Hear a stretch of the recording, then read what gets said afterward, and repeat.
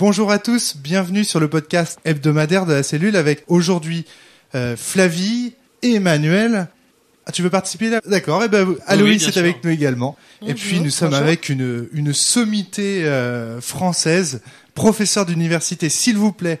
Pierre et Marie Curie, c'est ça, je me suis pas trompé ? C'est tout à fait ça, bonjour. Paris 6, Jean-Gabriel Ganassia est avec nous. Alors aujourd'hui, la thématique avec quelqu'un comme Jean-Gabriel Ganassia, ça va bien sûr être l'intelligence artificielle.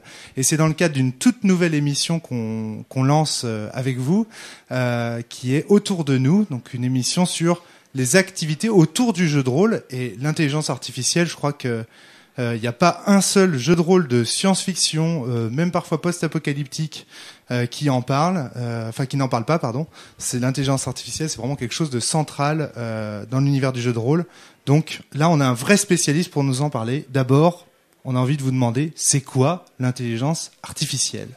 Est-ce que ça ressemble à l'intelligence des êtres humains, mais synthétique, c'est-à-dire pour des machines ?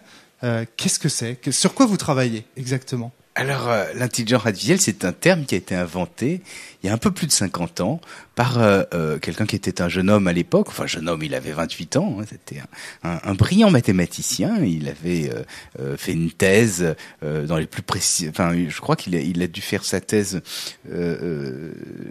à Princeton, je crois. Enfin, c'était vraiment quelqu'un qui était extrêmement brillant. Il a commencé très très jeune, avec 2 ans d'avance à rentrer à l'université. Il s'est fait renvoyer parce qu'il était mauvais en sport, qu'il assistait pas au cours de gym. Je le comprends. Et ensuite, il a fait son service militaire, puis il est revenu. D'accord.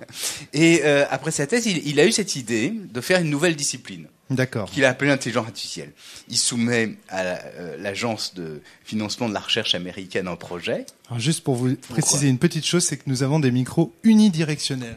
Donc, si vous le mettez comme ça, on vous entend, mais diffus dans la pièce. D'accord. Il faut vraiment le mettre. Voilà, c'est très bien. Merci. Donc, ce jeune homme, donc il avait 28 ans à peu près, décide de déposer un projet à l'agence de financement de la recherche américaine, pour parler d'une discipline nouvelle qui va s'appeler l'intelligence artificielle. Ouais. L'objectif est clairement défini.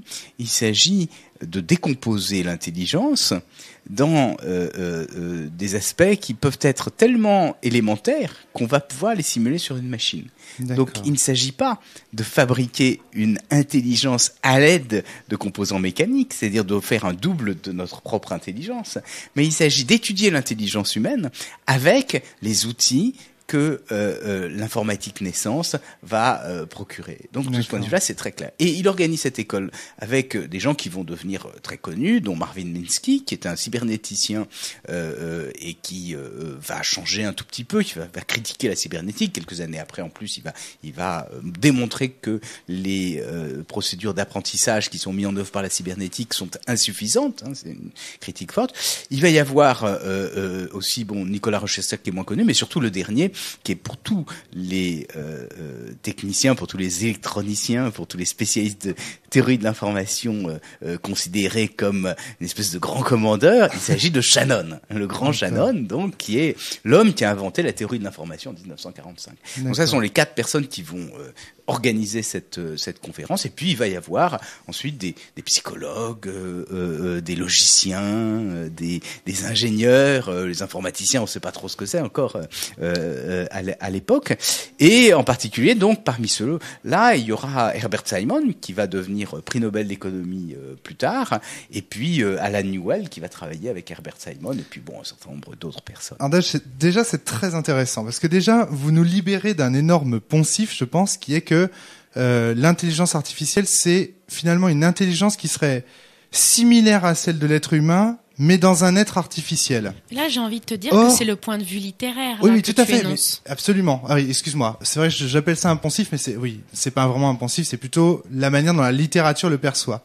Ici, on a un monsieur qui nous dit, mais non, à la base, l'intelligence artificielle, c'est l'étude de notre propre intelligence organique, si j'ose dire, à l'aide de moyens matériels, on va dire informatiques. Je ne sais pas si on parle déjà Tout à fait, oui, parce que les ordinateurs existaient, donc peut-être que la discipline informatique telle quelle, elle commençait à se constituer, et en tout cas, c'est ce qui va devenir l'informatique, en anglais computer science, les sciences de l'ordinateur, donc c'est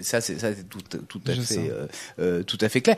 Alors, bien sûr, comme vous le dites, il y a deux acceptions à l'intelligence artificielle. Bien évidemment, on a en tête, quand on parle d'intelligence artificielle, la deuxième, c'est la plus naturelle. Et non seulement, vous avez dit, c'est l'acception littéraire, mais c'est l'acception littérale d'une certaine façon. Et en même temps, l'intelligence artificielle telle que je viens de la définir correspond à une discipline scientifique qui se justifie totalement quand le terme est parfaitement explicite. Et c'est vrai que on a joué un tout petit peu sur les mots parce que ça a donné un grand succès. Ce matin pendant la conférence, je sais plus si c'était vous. Enfin, en gros, l'un de vous a pris un exemple. En gros, quand la machine pense à se mettre en route tous les matins à 8h, ça veut pas dire qu'elle pense à se mettre en route tous les matins à 8h, mais on a calqué sur elle quelque chose auquel l'être humain pouvait penser à se mettre en marche à 8h tous les matins. En fait, elle pense pas, mais juste elle le fait, quoi.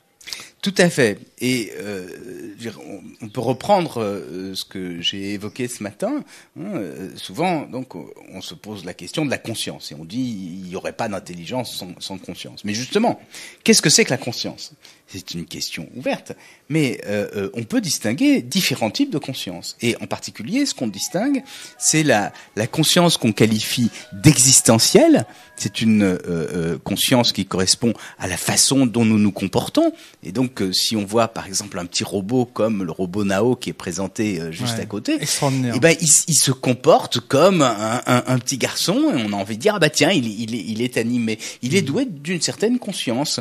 Mais bien sûr, on n'imagine pas qu'ils perçoivent réellement et on n'imagine pas qu'ils nous entendent réellement, du moins au sens où nous percevons. Et donc là on distingue la conscience phénoménologique. Et dans le cas de l'intelligence artificielle, on s'est intéressé à une conscience particulière qui est cette conscience existentielle. Alors après, bien sûr, ça a fait l'objet de nombreux débats. D'abord parce qu'il y a des philosophes qui ont dit oui, peut-être qu'avec l'intelligence artificielle, on pourrait effectivement réaliser la même chose qu'une conscience, ou peut-être que en mimant une conscience, on aurait quelque chose qui serait identique. Dans l'acception physicaliste de la conscience, il est possible de réduire la conscience à un certain nombre d'états physiques. Et donc, on s'est dit, et c'est naturel, un circuit imprimé, pourquoi pas ? Pourquoi est-ce que par hasard, on pourrait pas reproduire ? Pourquoi est-ce que le cerveau, peut-être que le cerveau, c'est un espèce de gigantesque circuit imprimé dont on ne maîtrise pas encore toutes les molécules ni toutes les parties physiques, mais peut-être qu'un jour, parce que c'est ça en fait, on part toujours dans l'idée qu'un jour, on va y arriver, évidemment. Et donc, on s'est dit, pourquoi pas ? Voilà, exactement. Voilà. Exactement, on s'est dit pourquoi pas. Il n'y a pas d'objection de principe à l'idée qu'une machine puisse reproduire l'homme. Alors, la question qui se pose ensuite, c'est est-ce qu'une machine comme un ordinateur, qui est quand même une machine un peu particulière, c'est un automate à état fini. Donc, est-ce qu'une machine comme un ordinateur peut reproduire complètement ? Alors ça, c'est une question ouverte pour laquelle on n'a pas de réponse. Et puis ensuite, est-ce que les techniques qui sont utilisées par l'intelligence artificielle peuvent y conduire ? Alors ça, c'est encore une troisième question. Moi, tout ça m'a fait penser à un truc ce matin. C'est la théorie des zombies de Davidson, je crois. Ouais. Où en gros c'est un être, vous voyez quand on conduit, je dis ça parce que vous devez connaître, quand on conduit et qu'à un moment on perd un peu le fil et qu'on se rend compte que ça fait 2 heures qu'on conduit et qu'on est déjà arrivé chez nous. Et la théorie c'est en gros est-ce qu'il pourrait y avoir des humains qui comme ça paraîtraient humains et seraient en gros vides. Et ça m'a fait penser à ça. Est-ce qu'au final les robots pourraient presque devenir les zombies de Davidson et est-ce que certains humains seraient pas déjà des robots ou... Enfin du coup ça pose la question quand on voit cette théorie là, je trouve. Tout à fait, bien évidemment. Quand je parlais d'une conscience existentielle, ce sont les zombies. Et c'est la question qui se pose, c'est est-ce que on peut distinguer de l'extérieur quelque chose qui serait simplement une conscience existentielle comme serait une machine de quelque chose qui n'en serait pas. Et puis est-ce que les machines ne sont que des zombies? Alors vous voyez, il y a des expériences de pensée par exemple là-dessus. Alors ça dépasse bien sûr beaucoup l'intelligence artificielle, mais on se dit voilà, vous connaissez l'expérience de Pilichine, non, qui est absolument pas. la substitution substitution progressive, la substitution progressive des neurones. Imaginez quelqu'un qui, à son insu, est opéré. On lui ouvre la calotte crânienne. On se doute pendant qu'il dort, on lui enlève une cellule nerveuse et on le remplace par un circuit électronique qui a les mêmes propriétés physiques que la cellule nerveuse. Puis on rebouche. Est-ce qu'il y aura un changement à la conscience? On va me dire, une cellule, c'est quand même vraiment pas grand-chose. Hein. Alors ensuite, on fait ça avec une deuxième cellule. 2 cellules. Ensuite, on fait ça avec une troisième. Puis on continue. Alors, la question, c'est, est-ce que, à un moment donné, la conscience va se transformer? Est-ce qu'il va sentir quelque chose? Une sorte de bateau de Thésée du cerveau. Exactement. À partir de quand on pourra dire que cette personne est la même? Voilà, c'est ça. Et alors, si jamais il y a jamais de rupture nette, si jamais il y a la même conscience, on pourra dire on est capable de reproduire une conscience à l'aide d'une machine. Alors, bien sûr, c'est une expérience virtuelle. Hein. On sait jamais vraiment. N'ayez pas d'inquiétude. Imaginons qu'à la fin, on ait totalement changé le cerveau de cette personne. Si jamais elle dit moi je sais pas, je me sens comme d'habitude, etc. On pourra dire que c'est possible du coup, parce que tout aura été. Exactement. Alors ce que les philosophes se demandent, c'est est-ce que la conscience va disparaître tout d'un coup, partiellement? Oui, voilà, c'est ça. Pourquoi? On va combien de cellules? On va toucher. Emmanuel, alors, tu voulais poser une question. Il y a eu le schéma inverse il y a quelques mois. Il y a un scientifique qui a créé le buzz. Alors, ça a peut-être été très mal vulgarisé aussi dans les médias.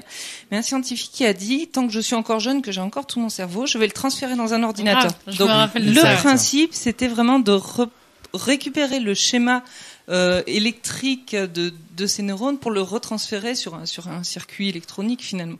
Donc là c'est c'est le principe inverse de dire on peut directement retransférer ça. Alors ça c'est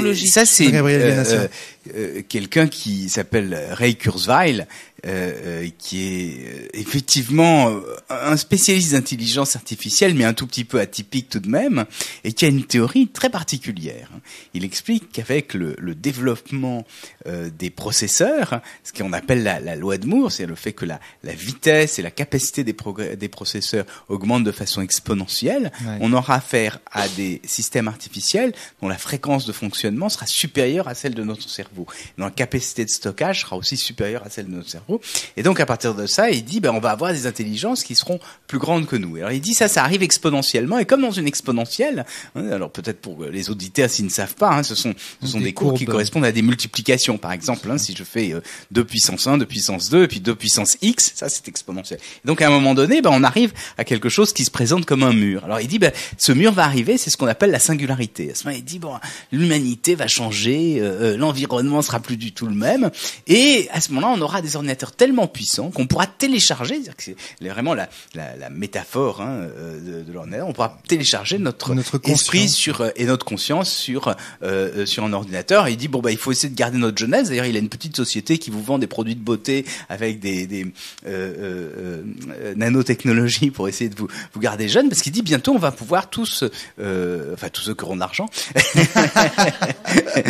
Il y a un très beau film. Alors quand même, pour les auditeurs, il y a un magnifique film qui oppose 2 spécialistes d'intelligence artificielle, l'un qui est Joseph Weizenbaum, qui s'est intéressé à des systèmes conversationnels, ce qu'on appelle des chatbots, qui est décédé, mais c'est juste avant la fin de la vie de Weizenbaum, et d'ailleurs la fin du film. Donc des chatbots, c'est des ordinateurs qui communiquent entre eux, des machines qui dialoguent avec des hommes. Avec des hommes. Et qui imitent. C'est-à-dire on a l'impression qu'il y a un homme derrière, et c'est une machine. C'est le premier qui a fait ça. Il y a eu beaucoup de choses ensuite derrière.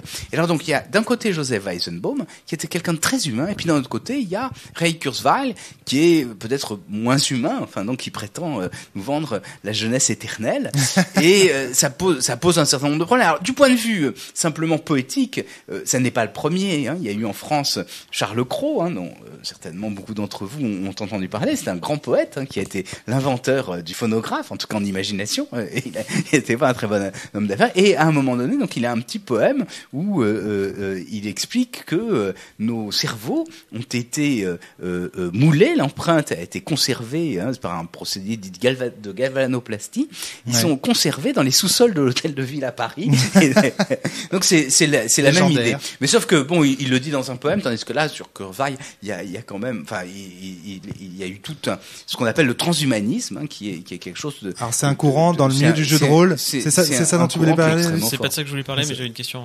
D'accord. Parce que dans le milieu du jeu de rôle, vraiment le transhumanisme est très à la mode. On a énormément de jeux qui sortent sur cette thématique. De plus en plus, même sur le jeu vidéo. C'est un petit peu. De plus en plus là. En fait, ce qui est assez intéressant, c'est que dans le milieu du jeu de rôle, à partir des années 80-90, on a commencé à imaginer ce qu'allait être le futur pour créer en fait des fictions sur le futur. Et les gens imaginaient forcément des hardware qui étaient très très lourds. Et donc du jour au lendemain, il y a eu le Wi-Fi, il y a eu des hardware beaucoup plus simples d'un seul coup à être inventés. Donc on a dû réinventer toutes les gammes de jeux de rôle en prenant en considération toutes. Et récemment, la dernière évolution, c'est le transhumanisme. Aloïs, tu voulais Moi, c'était par rapport aux singularités, donc que vous avez abordé tout à l'heure. Enfin. Il y a un lien évident avec la théorie de substitution des neurones dont vous parliez juste avant. C'est est-ce que si vous disiez qu'on pourrait transférer la conscience et l'intelligence sur un processeur, est-ce que ce serait une copie de la conscience ou ce serait vraiment un transfert? Est-ce que ce serait la même personne qu'on mettrait dans la machine? C'était là ma question. Oui. D'abord, je ne suis pas un adepte de cette théorie. Non. Clair. Oui. Peut-être. On a dit que j'étais professeur. J'essaye de présenter les théories des autres. Je n'y crois pas une seconde. D'accord. Alors la deuxième question, est-ce que ce serait la même? C'est une très belle question. Il y a comme ça des expériences de pensée qui ont été faites, et il y a entre autres quelqu'un qui s'appelle Parson, qui est un philosophe peut-être que vous connaissez, qui a fait une expérience de pensée sur l'identité. Et justement, il a imaginé qu'on échange les mémoires de deux personnes. Alors il y a une personne A et puis une personne B, puis vous échangez leur mémoire. Alors c'est amusant parce que ensuite, si la personne A se promène avec la mémoire de B, il arrive et alors tout le monde lui dit bonjour en pensant que c'est A. Lui se souvient absolument pas des autres. Bah oui. Et en revanche, quand il dit bonjour à quelqu'un, personne ne se souvient de lui. Bah oui. Alors la question que ça pose après, et qui rejoint un tout petit peu votre interrogation, c'est quand la personne A avec la mémoire de B meurt, on va l'enterrer, mais qu'est-ce qu'on enterre? Est-ce qu'on enterre A ou est-ce qu'on enterre B? Est-ce qu'on enterre l'âme de A ou l'âme de B? D'accord. Est-ce que finalement la question que vous posez, Jean-Gabriel Ganassia, c'est est-ce que ce qu'on appelle nous-mêmes, c'est une construction extérieure à nous qui serait l'ensemble des gens qui nous connaissent, qui la formulerait, c'est-à-dire une vision externaliste, au sens où la personne que l'on est finalement, c'est les autres qui savent qui on est, enfin je sais pas comment dire, et alors contre une vision qui serait plus internaliste, où c'est-à-dire que c'est nous-mêmes, où on sait en fonction de nos expériences que l'on fait nous-mêmes avec notre propre conscience. Exactement, ouais. C'est intéressant comme question, parce que c'est vrai que les gens qui vous connaissent, ils auront tendance à enterrer la dépouille de A et dire on sait A, mais en réalité A, il se sentira ailleurs puisque son passé aura été transféré ailleurs.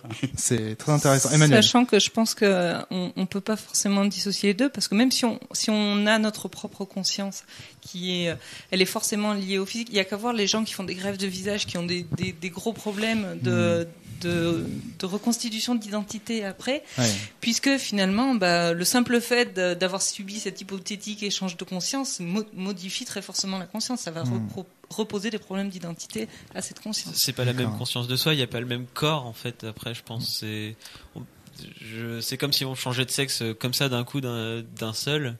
On serait pas le même individu physiquement, mais même intérieurement, il y a un ressenti par rapport au monde qui sera différent. Tu sais que ça, c'est un des principaux problèmes que j'ai eu par exemple avec le jeu de rôle Shadowrun, qui est un jeu de rôle dans lequel on suppose les hommes capables de transférer leur esprit au bout d'une bagnole. Il y a un moment donné, on te dit, tu vas pouvoir ressentir les roues de ta voiture, la sensation que les roues de ta voiture ont sur l'asphalte. Et il y a un moment donné où j'ai dit au maître de jeu, donc qui nous présentait ce jeu, je lui ai dit, mais je comprends pas, je vois pas ce que ça fait. Quel effet ça fait d'être une voiture? Je veux dire, ça a pas de sens, c'est trop dur à concevoir. Et puis là, c'est vrai que les questions d'identité se posent direct. Est-ce que vraiment j'aurais la sensation d'être la même personne? Est-ce que je peux être Romaric Briand dans le corps d'une voiture? Ça me semble complètement invraisemblable. Donc il y a toutes ces questions-là aussi. Vous les posez vous aussi quand vous faites des recherches sur l'intelligence artificielle? On se les pose. Vous connaissez, il y a une fameuse expérience de pensée et qui est extrêmement utilisée en sciences cognitives et en intelligence artificielle. C'est l'article de Thomas Nagel, un philosophe. What it's like to be a bat. Qu'est-ce que ça vous ferait d'être une chauve-souris? Alors imaginez que vous passez votre vie dans une grotte, pendu par les pieds, que vous voyez rien, mais que vous envoyez des ultrasons, etc., que vous voliez, enfin tout ça. Et donc bien sûr c'est une grande question parce que on parlait de conscience. Là, il s'agit d'une perception du monde qui est totalement différente. De la nôtre. Et donc effectivement, pourquoi Thomas Nagel a fait ça, c'est parce qu'il s'est dit s'il y a une science de la conscience qui veut objectiver la conscience, il y a des limites à cette objectivation. Et les limites, c'est bien sûr que on a du mal à appréhender ce que peut être la conscience d'un être qui serait totalement différent. Ce qu'est la conscience même tout court. Enfin, j'ai envie de dire que c'est... Justement, je voulais revenir juste là-dessus. La conscience phénoménologique pour nos auditeurs, parce qu'on en a parlé au début. Là, en fait, on est en train de tourner autour du pot, mais je suis sûr que ça va finir par ressurgir. C'est l'idée que finalement... Alors, comment on expliquerait ça? Jean-Gabriel Ganassia, je vais vous laisser l'expliquer. C'est le fait qu'on attribue à quelque chose de la conscience parce qu'il a des attitudes qu'on assimile. Ça, c'est la conscience existentielle. Enfin, en tout cas, je reprends des termes qui ont été utilisés mais justement, très bien. C'est-à-dire que c'est la conscience qui correspond à la façon dont nous nous comportons. D'accord. C'est le comportement. Autrement dit, de l'extérieur, parce que c'est vrai que je suppose, par exemple, que vous pensez telle chose, que vous souffrez, etc. Mais je le suppose simplement parce que je vous vois, parce que je suis pas dans votre tête. C'est une espèce de mimétisme. En fait, voilà, c'est ça. Et c'est important parce que ça, c'est la conscience existentielle. L'idée qu'on projette finalement sa propre conscience sur des objets qui ont les mêmes propriétés à peu près que nous. Un mode d'existence. Et est-ce que ça peut se rapprocher de l'empathie? Un tout petit peu, mais en tout cas, c'est très important parce que lorsque Alan Turing a écrit ses premiers articles sur l'intelligence des machines, il a justement eu comme acception de cette intelligence des machines, non pas le fait que les machines soient vraiment intelligentes, c'est-à-dire comme nous sommes intelligents, mais qu'elles apparaissent comme étant intelligentes. Oui. Le test de Turing le dit extrêmement clairement. Il va essayer de construire un subterfuge, qui est ce fameux jeu de l'imitation avec un homme, une femme, et puis l'homme essaye de se faire passer pour la femme, puis il y a un interrogateur qui va distinguer l'homme de la femme. Ce qui est intéressant parce que on peut se demander, et lui bien sûr on sait parce que son existence tragique l'a montré, que cette question de la différence entre l'homme et la femme lui posait beaucoup de parce que problèmes. Turing était homosexuel. Parce que Turing était homosexuel et qu'il est mort parce qu'il a été accusé d'homosexualité et condamné à une cure d'hormonothérapie dont il a beaucoup souffert. Atroce. C'est fou. Oui, c'est l'histoire de Turing. C'était quand? C'était en 54. Oui, c'est étonnant. En Angleterre, en 54, donc il y avait ce genre de choses. Ouais. C'était d'autant plus que Turing était un héros de la Deuxième Guerre mondiale. C'est grâce à ses travaux que les armées alliées ont pu vaincre. Donc les travaux, la fameuse machine de Turing pour les auditeurs. Allez voir, il y a une énorme littérature sur la machine de Turing. Elle fonctionne à l'aide d'aller-retour sur un papier, sur un.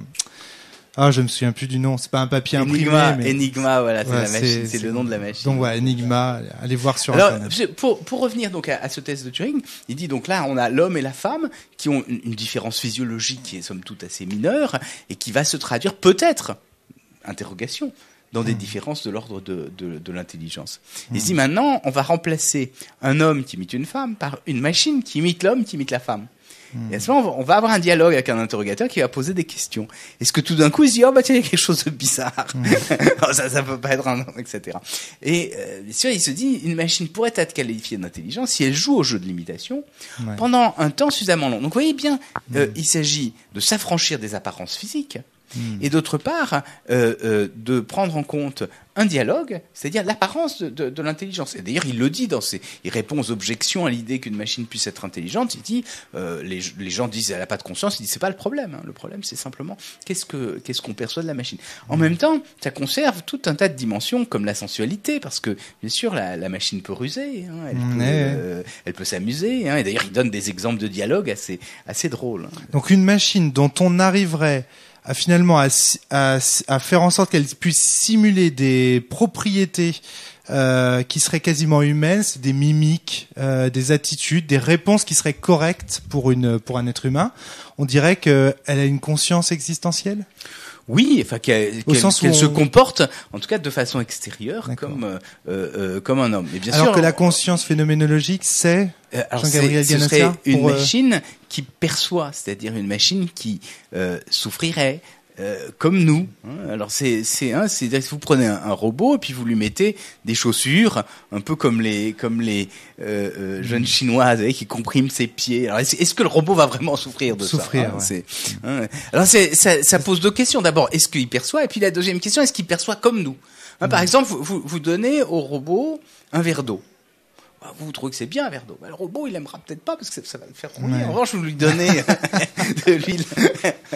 Flavie. C'est rigolo parce que j'ai vu un film récemment en fait qui parle de ça, qui s'appelle Eva. Et en fait, le film explique comment on crée le robot. C'est en gros un robot à conscience existentialiste. Il va réagir comme on s'attend qu'il réagisse. Et en fait, au fur et à mesure, les humains finissent par croire qu'il a en gros une conscience phénoménologique, qui s'ouvre vraiment et tout. Alors qu'en fait, on voit, il a été créé. On sait très bien qu'il va pas. Qu'en fait, il est pas capable de ressentir des choses, mais on finit par lui donner en fait lui attribuer le fait qu'il est presque humain. Et d'ailleurs, c'est pour ça, qu'il arrive ce qu'il arrive. Mais le film répond pas forcément à la question. Il dit pas si on a toutes ces capacités et toute cette conscience existentialiste, est-ce qu'on peut finalement être relié à la conscience phénoménologique? Mais du coup, le vrai problème là pour le robot, ce serait plus les humains auxquels il serait confronté, puisque les humains seraient plus capables de savoir s'il fait semblant ou s'il est vraiment en fait. Ce serait pas en fait le robot le problème, ce serait les humains autour. La perception qu'en ont les autres en fait. Et là on retourne sur la question de qu'est-ce qui fait que un tel est un tel? Est-ce que c'est la manière dont tout le monde se comporte avec lui? Par exemple, on peut imaginer que Nao entre suffisamment dans le quotidien pour qu'un jour les gens cessent de le considérer même comme un robot et commencent à vraiment lui attribuer des pensées, puis lui parle, etc. Un enfant qui naîtrait dans un monde dans lequel Nao serait considéré comme tel, si ça se trouve, ne ferait même plus la distinction. Enfin, j'imagine que si quand même, parce que Nao a quand même des propriétés. On voit bien, c'est pas un humain. Hein. Il y a les yeux qui clignotent, il y a d'étranges lumières dans ses yeux. Il est plus petit qu'un être humain. Plus tard. Ouais, peut-être. Je ne sais pas. Peut-être. Emmanuel, tu voulais poser une question? Ouais, moi je voulais absolument rebondir sur cette histoire de souffrance parce que je trouve ça vachement intéressant. Mais finalement, quand on réfléchit physiologiquement, donc une souffrance, c'est un signal électrique qui provient de neurones pour dire qu'il y a un danger d'altération de la matière. Qu'est-ce que c'est que ça? Ah, ça voilà. La physicaliste dans toute sa splendeur. On a beaucoup de débats avec Romaric, mais voilà, c'est quelque chose qui est parfaitement reproductible.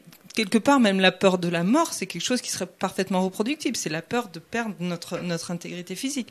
Donc finalement, qu'est-ce qui empêche d'insérer ça dans un programme?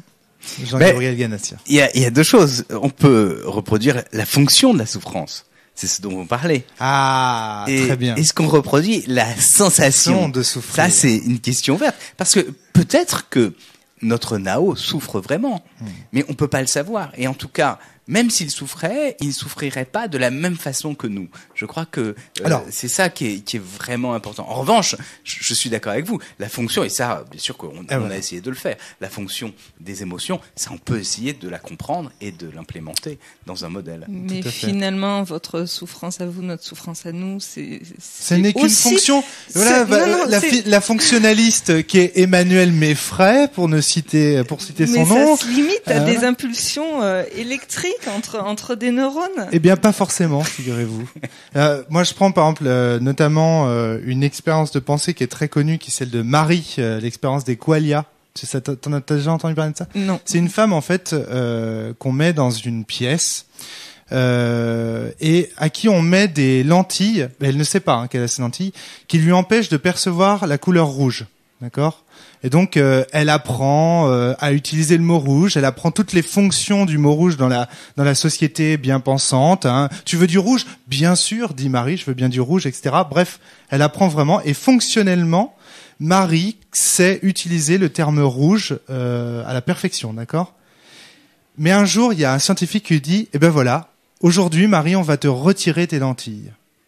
On retire les lentilles de Marie. Question, elle voit du rouge. Est-ce qu'elle apprend quelque chose, Emmanuel, ou pas ? Quelque chose comme la sensation de ce et voilà. que c'est. Et là, du coup, on dirait... Alors là, oui, il m'a bien dressé.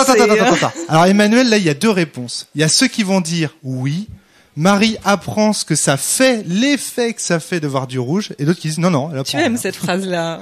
Et l'effet que ça fait de voir du rouge, c'est ce qu'on appelle une qualia, ou les qualia, et c'est un qualé, je crois, on dit au singulier. Vous connaissez cette expérience, évidemment, Jean-Gabriel. Tout à fait. Alors, et donc, si tu es fonctionnaliste, tu dis, bah non, Marie, elle s'en fout, elle apprend rien. Et si tu es comme moi, hein, un petit peu, si tu as envie de croire qu'il y a des effets que ça fait dans le monde et qu'il faut en parler et les traduire d'une manière ou d'une autre, eh ben tu crois en l'existence des qualia, tu vois. Et cette expérience de pensée-là permet de mettre les choses au clair, je trouve. Oui, mais finalement, on va avoir le même débat. Emmanuel, j'ai une petite question pour toi. Il y a des gens qui ont une maladie qui fait que ils peuvent pas ressentir la douleur, alors que quand ils touchent quelque chose ou qu'ils ont mal, quelque chose qui se passe dans leur cerveau qui devrait leur dire qu'ils ont mal, mais ils le ressentent pas. Ouais. Donc c'est qu'il y a quand même, je sais pas, deux choses différentes, je sais pas. Ah mais sinon, là elle pourrait répondre en disant oui, mais c'est l'information qui monte pas au cerveau et qui du coup, tu vois, les fibres C comme on dit, c'est le vieux modèle des fibres C qui est pas activé. Donc du coup, il reste la main posée sur le réchaud. C'est en train de cramer, ils font pas gaffe parce qu'en fait, il y a pas l'information, tu vois. Et elle pourrait te dire ouais, mais là il y a une fonction qui va pas, tu vois ce que je veux dire. C'est ça le truc en fait. Mais finalement, même pour l'histoire du rouge, au final, c'est juste que ce rayon, cette longueur d'onde n'avait jamais frappé le fond de ses rétines. Le problème, c'est qu'on pourra avis, toujours frappé, mais elle a pas été perçue. Ça, pour moi.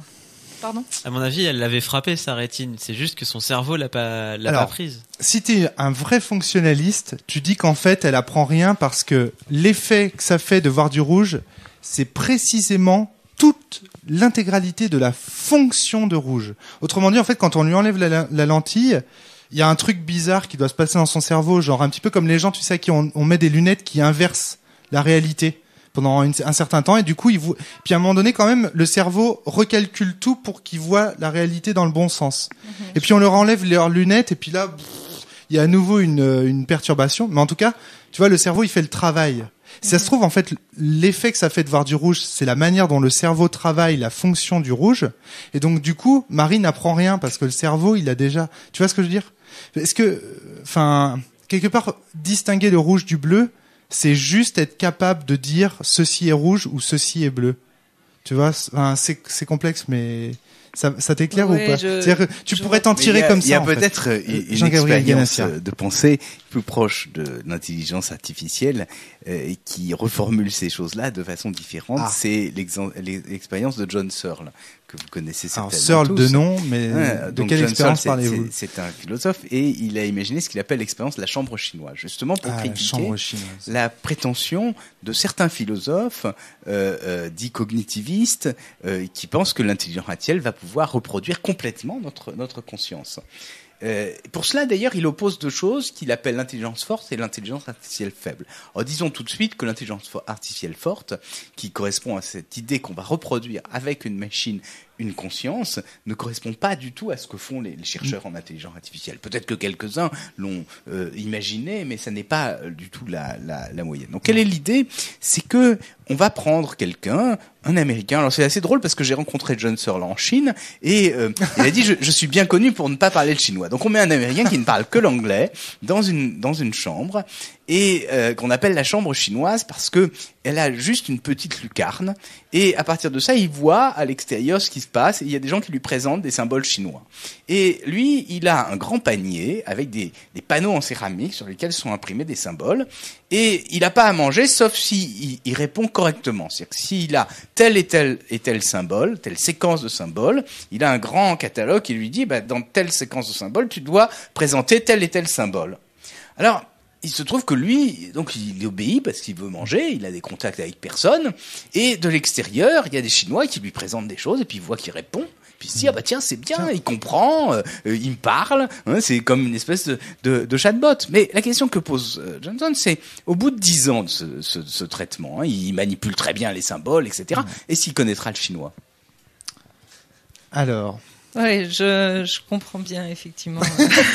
Il connaît la fonction de chaque signe, il sait exactement comment répondre du point de vue du signe, mais est-ce qu'il a compris? Et on revient surtout, et moi je trouve que c'est un terme qui est sous-jacent à toute la conversation qu'on a depuis le début, c'est la notion de comprendre. Qu'est-ce que ça veut dire comprendre? Et une intelligence artificielle, parce que souvent, très souvent, on entend des gens qui nous disent, oui, pour moi, une intelligence artificielle sera créée à partir du moment où une machine sera capable de comprendre et ne plus échanger des signes et des symboles comme un perroquet, en fait, ou comme une fonction. On me dit exactement comme dans l'expérience que vous signaliez tout à l'heure, Jean-Gabriel Ganassia. Est-ce que ça va? Qu'est-ce que ça veut dire comprendre? Est-ce que ça veut dire avoir une réaction adaptée? Ou est-ce qu'il y a quelque chose de plus? Est-ce que quand on me dit j'ai soif, dit ce matin aussi, je pense que comprendre va avec la volonté, ou pas. Je pense que les deux vont ensemble, conscience, comprendre, les trois vont ensemble, conscience, comprendre, volonté. On peut comprendre quelque chose, mais est-ce qu'on aura la volonté de répondre comme il faudra? Est-ce qu'on dira? Est-ce qu'on le dira parce qu'on a envie de le faire en comprenant ce que l'autre veut dire, ou est-ce qu'on le fera juste de façon mécanique? Mais non, mais en fait, c'est ça. À mon avis, on a une vision du mécanique qui doit pas être, comment dire. On a une vision de nous-mêmes qui est surévaluée, en fait, je pense. On se rend pas compte, en fait, de tout ce qu'on fait de façon mécanique, de tout ce qu'on... Mais Jean-Gabriel Ganassia. Quand on a une machine, un ordinateur, et qu'on travaille avec, on se dit à un moment donné, oui, ça, il sait ça, il comprend ça. Ouais. Et c'est cette projection, hein, moi j'ai appelé ça une forme d'animisme. À ce moment-là, donc ça veut pas dire que il y a une conscience à l'intérieur de la machine. Ça veut pas dire qu'elle a une âme. Ça veut simplement dire que pour la maîtriser, il y a une stratégie de l'intelligence qui lui attribue une conscience ou une âme. Et ça, je crois que c'est extrêmement important. Ouais. Et puisqu'on est dans un festival de science-fiction, justement... Et parce qu'on est aux Utopiales, on l'a pas précisé, mais oui, on est aux Utopiales. Je le mettrai dans le petit texte qui ira avec le podcast. Donc, puisqu'on est dans un festival de science-fiction, justement, c'est très intéressant. Si on regarde les grands films sur l'intelligence artificielle, 2001, l'Odyssée de... l'espace, donc écrit en 68, il nous présente une machine qui est mathématicienne, qui est toute puissante, hein, avec des robots. Et ensuite, en 2000, Spielberg a fait un film. C'est une histoire un tout petit peu compliquée parce que c'est un film qui a été imaginé par Kubrick à partir d'une nouvelle de Brian Aldiss, et il voulait faire le film mais il n'est pas arrivé, il a demandé à Spielberg de le faire. Surtout il savait qu'il allait mourir, je crois. Voilà, c'est ça. Ouais. Donc il a demandé à Spielberg de terminer le film. Voilà, c'est ça. Et donc Spielberg l'a fait, et l'a fait sortir en 2001 en hommage bien sûr à Kubrick. C'est une histoire complètement différente parce que c'est plutôt le mythe du Pinocchio, hein. C'est-à-dire que c'est une machine qui justement tout d'un coup va avoir vraiment des sensations, hein, et qui va éprouver quelque chose. Et bien sûr, elle est considérée comme un robot normal, donc on le traite comme tel, entre guillemets. Et ce qui est extrêmement intéressant, c'est que ça correspond à un développement de l'intelligence artificielle dans les années 90, et donc il trouvait son couronnement à ce moment-là, en 2000, dans lequel justement on s'intéressait à ce qu'on appelle le calcul des émotions, on s'intéressait à l'interaction avec les machines, on s'intéressait non pas à faire une machine qui calculait de façon parfaite, qui soit une image de nous-mêmes, mais en revanche une machine avec laquelle on pouvait échanger, dialoguer, un compagnon artificiel, avec cette idée dans la réalité scientifique qu'il s'agissait plus d'une forme d'animisme. Je me souviens, j'avais écrit un petit article pour la Revue des Deux Mondes à l'époque, parce qu'en français c'était joli, AI, animisme informatique. Non, mais alors, donc l'animisme, juste pour nos auditeurs, je pense qu'ils savent à peu près, mais c'est le fait d'attribuer à quelque chose, à un objet, on va dire, une âme. Voilà, c'est ça. Peut-être qu'il faut préciser parce que il y a souvent un malentendu. Il y a en particulier sur le continent africain un certain nombre de gens qui ont des spiritualités de différents ordres. Ensuite, les explorateurs ont caractérisé ces différentes spiritualités dans lesquelles les hommes attribuent à des objets naturels des pouvoirs magiques ou des âmes. Ils ont qualifié ça d'animisme. Mais c'est une dénomination occidentale. Hein. Normalement, un Africain ne peut pas dire je suis animiste. Bon, bien sûr, aujourd'hui, quand ils n'ont pas de religion mosaïque, souvent ils se disent animistes. Mais le terme lui-même, bien sûr, vient de l'extérieur. Emmanuel. J'aimerais préciser, parce qu'il y a quelque chose que je suis pas sûre de très bien comprendre. En fait, quand on demande à la machine, effectivement, de se comporter comme un compagnon, est-ce que ça veut dire que la machine est réellement capable, par exemple, d'utiliser des informations qui lui arrivent et de les reconnecter avec d'autres informations anciennes sans qu'on lui précise que ces informations sont liées? Vous voyez, un peu comme un comportement. Je rencontre quelqu'un, je vais me comporter avec cette personne par rapport à d'autres personnes qui travaillent dans le même domaine ou ce genre de choses. Je ne sais pas si je m'explique très bien, mais est-ce que la machine a la capacité on revient à la notion de comprendre, d'analyser des informations de façon complexe et déconnectée. Indirectement, là, tu sais à quoi tu fais référence? Je pense que tu fais référence à la grammaire. C'est-à-dire l'idée que on aurait, comment dire, de la logique plutôt. Ouais, oui, c'est peut-être une notion de logique aussi. En tout cas, ce qu'on peut dire, c'est qu'effectivement, on utilise toutes les techniques possibles qui permettent de faire cela, et en particulier les techniques d'apprentissage, c'est-à-dire qu'ils sont capables de prendre en compte les expériences passées pour essayer ensuite de les réutiliser. Et de façon quelquefois un tout petit peu imprédictible.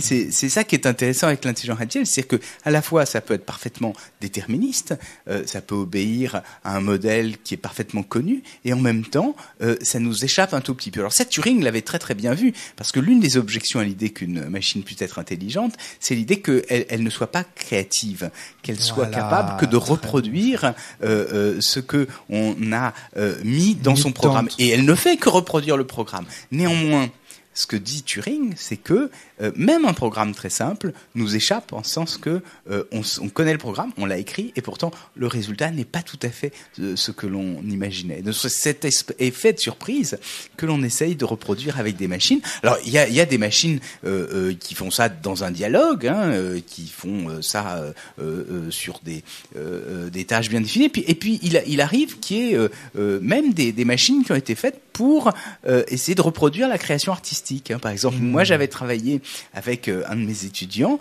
sur une machine qui simulait la ligne du bassiste dans un trio rythmique en jazz, en faisant appel à une modélisation d'imagination qui fonctionne sur une recombinaison d'éléments de mémoire. C'est l'idée, par exemple, que un être mythologique, comme un sphinx, ou les êtres qu'on voit ce sont des chimères composées. Ce sont des chimères composées. Donc on faisait la même chose à partir de morceaux de musique, et puis avec différentes contraintes, puisqu'on utilisait les règles d'harmonie pour que le résultat soit correct, et puis on utilisait le contexte pour que ce soit fidèle à la fois à l'ambiance dans la salle, à ce que jouaient les autres. Et on avait quelque chose qui était tout à fait intéressant. D'ailleurs, on avait discuté un tout petit peu avec les musiciens pour voir si ces choses-là étaient pertinentes. Pour bien comprendre, vraiment, je veux que les auditeurs comprennent bien ce qu'on est en train d'expliquer là, c'est que finalement, pourquoi est-ce qu'on dit une machine qui n'est pas capable de créativité n'est pas intelligente?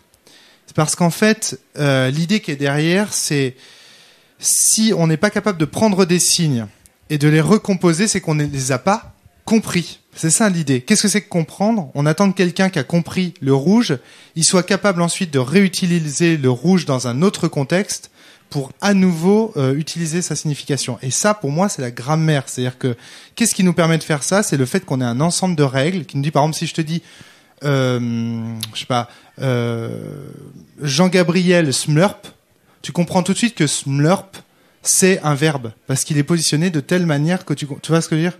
Donc, enfin bon, malheureusement, on va devoir vous laisser parce que Jean-Gabriel a un emploi du temps très chargé aujourd'hui. Merci de nous avoir consacré merci beaucoup. 40 minutes. Déjà. Ouais, c'est clair, mais bon, on a fait qu'aborder la question. Est-ce que vous, aujourd'hui, pour conclure, est-ce que vous pensez que les laboratoires sont sur le point de réaliser une intelligence artificielle capable au niveau industriel d'être utilisée, etc. Est-ce que je crois dans quel domaine est-ce que vous avez travaillé concrètement? C'est déjà le cas, très concrètement. Et je crois qu'on se rend pas compte, le monde a changé en 40 ans. Oui. Et quel a été le moteur de changement? C'est pas la physique. La physique, ça a été important avant. Ça a été important dans les années 30, dans les années 40, dans les années 50. Mais entre les années 70 et aujourd'hui, quelle est la révolution? Ce sont les ordinateurs qui sont partout. C'est l'intelligence ajoutée à tous les dispositifs matériels et c'est le web. Or, ça, c'est directement lié à l'intelligence artificielle. Ce qu'on oublie, c'est que le web, c'est quoi? Ce sont des réseaux. Ça, les réseaux, c'est de la physique. Mais au-delà des réseaux, qu'est-ce qui a fait le web? C'est Tim Berners-Lee. Tout le monde se souvient. Alors d'abord, je rappelle que Tim Berners-Lee est un Européen, c'est un Anglais. Enfin, si l'Anglais et l'Europe, si l'Angleterre et l'Europe, il est européen. Il a fait ça au CERN à Genève, donc en plein cœur de l'Europe. Et qu'est-ce qu'il a fait? Il a couplé les techniques des réseaux de télécommunications avec ce qu'on appelle l'hypertexte. Alors qu'est-ce que c'est que l'hypertexte? C'est un modèle de mémoire qui a été publié dans des conférences d'intelligence artificielle en 1965. L'auteur de ce modèle, c'est quelqu'un qui s'appelle Ted Nelson, d'ailleurs, qui est un philosophe et qui voulait au départ essayer de reproduire, de comprendre notre intelligence et d'utiliser l'ordinateur pour nous aider à faire ça. Il a eu des difficultés, donc il s'est rabattu sur un texte augmenté avec des liens qui ressemblaient un tout petit peu aux liens qu'il y a dans notre mémoire. Et ça, c'est de l'intelligence artificielle. Ça a été publié dans une conférence d'intelligence artificielle. Donc l'intelligence artificielle a changé le monde. Et on pourrait prendre, bien sûr, beaucoup d'autres exemples. J'ai Lane qui me revient en tête. À fond. Alors Lane, donc c'est un manga. Je sais pas si vous en avez déjà entendu parler, Monsieur Ganassia. C'est un manga dans lequel les liens de l'internet commencent en gros à faire une conscience, parce que à l'époque on définissait le cerveau comme un ensemble de liens, de connexions électriques, et donc on s'est dit tiens, le web finalement c'est une connexion électrique, et donc dans Lane on suppose que l'internet est devenu une nouvelle forme d'intelligence et qu'on n'arrive pas à échanger avec elle finalement. Ça me passionne. Bon, je vais courir la chaise, vous allez me donner le titre. Et ça me passionne, d'une part parce que ces questions, bien sûr, sont tout à fait intéressantes, et d'autre part parce que je travaille en ce moment sur les mangas. On a un projet qui commence justement sur l'édition de mangas sur des outils électroniques, avec bien sûr à la fois la visualisation des mangas, la possibilité d'obtenir de l'information sur les personnages, de faire de la recommandation, et aussi la possibilité d'avoir des communautés de lecteurs qui puissent échanger de l'information, donc effectivement génial. Faire une espèce de réseau des lecteurs à travers Internet. Vous êtes tellement ouvert, Monsieur Ganassia, ça fait super plaisir. J'ai vu aussi que vous étiez membre du mouvement universel pour la responsabilité scientifique. Vous pouvez nous en parler juste bien sûr, tout à fait. Il s'agit d'un mouvement qui est né dans les années 70. Moi, je suis arrivé beaucoup plus tard, il n'y a pas très longtemps que j'y suis, mais qui au départ était fait par des scientifiques qui essayaient d'expliquer quels étaient les dangers ou quelles étaient les transformations qui étaient à la clé des développements scientifiques. D'accord. Et donc le fondateur, ça a été le recteur Mallet. Ensuite, il y a eu des présidents assez prestigieux. Par exemple, il y a eu Jean Dosset. Alors peut-être que les gens ne se souviennent plus qui était Jean Dosset.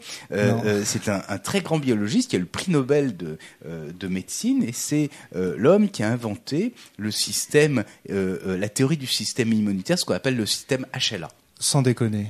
Et on ne se souvient pas de ce nom. Oui, il est mort il y a relativement peu de temps. Toi, tu t'en souvenais, Emmanuel, peut-être. J'avoue que le nom, non, mais c'est incroyable quand même. Mais le système HLA, oui, certainement. Oui. Et donc ce mouvement.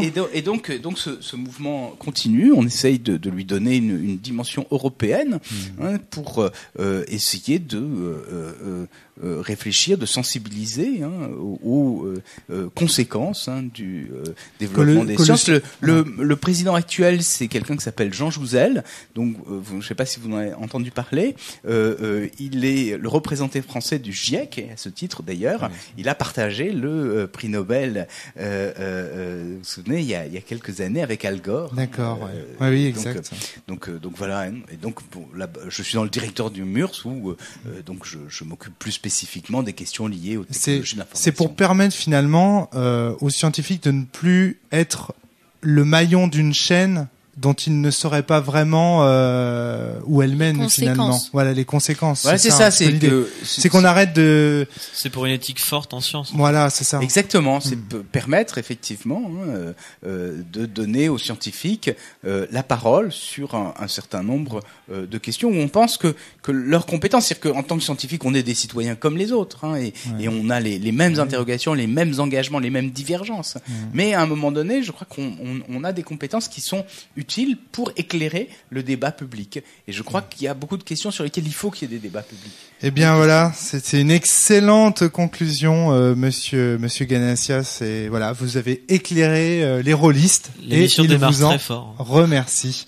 Vraiment, merci à vous d'être venu. On va vous laisser. Bonne conférence. Merci. Merci Aloïs, merci Flavie, merci Emmanuel d'avoir participé à ce podcast. Merci pour les questions. À bientôt. Au revoir. À la semaine prochaine.